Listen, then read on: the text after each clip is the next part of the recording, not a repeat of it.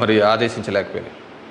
సరే, వాటి మీద దొంగ ఓట్ల మీద అదేవిధంగానే ఇప్పటికీ కూడా ప్రతి నియోజకవర్గంలో 10 నుంచి 20,000 30,000 వరకు దొంగ ఓట్లతోనే ప్రజాస్వామ్యం గెలుపోవటంను డిసైడ్ చేసే పరిస్థితులు ఉన్నాయి. కానీ నన్ను ఎట్లాగో ఎలక్షన్స్ అయిపోయినాయి, ఓడిపోవడం జరిగింది. దీనికి సంబంధించి ఏ విధంగా ప్రతి ఒక్కటి చోట కూడా ఈవీఎంస్ అనేది ఇప్పుడు పెద్ద క్వశ్చన్ మార్క్.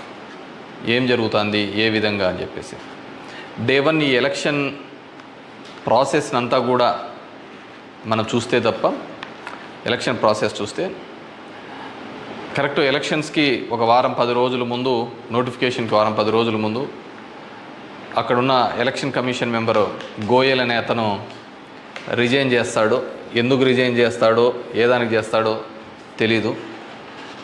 తర్వాత అంతకుముందు వరకు ఉన్న ఒక చట్టం, ఒక ఎలక్షన్ కమిషన్లో ఒక మెంబర్ని అపాయింట్ చేయాలనే దానికి ప్రధానమంత్రి, ప్రతిపక్ష నాయకుడు, చీఫ్ జస్టిస్ ఆఫ్ ఇండియా ఈ ముగ్గురు సమక్షంలో ఎన్నుకోవాల్సిన దాన్ని మళ్ళీ ఒక కొత్త చట్టం తీసుకొని వచ్చి ప్రతిపక్ష నాయకుడు, ప్రధానమంత్రి, క్యాబినెట్ సహచరుడు అని పెట్టి తీసుకొని వచ్చి ఒక కొత్త వ్యక్తిని తీసుకొని రావడం జరిగింది.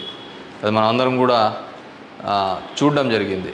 కానీ ఏం చేస్తారంటే బ్యూటీ ఆఫ్ డెమోక్రసీ, ఏ విధంగా కావాలంటే వాళ్ళ ఆ విధంగా చేయడం జరిగింది.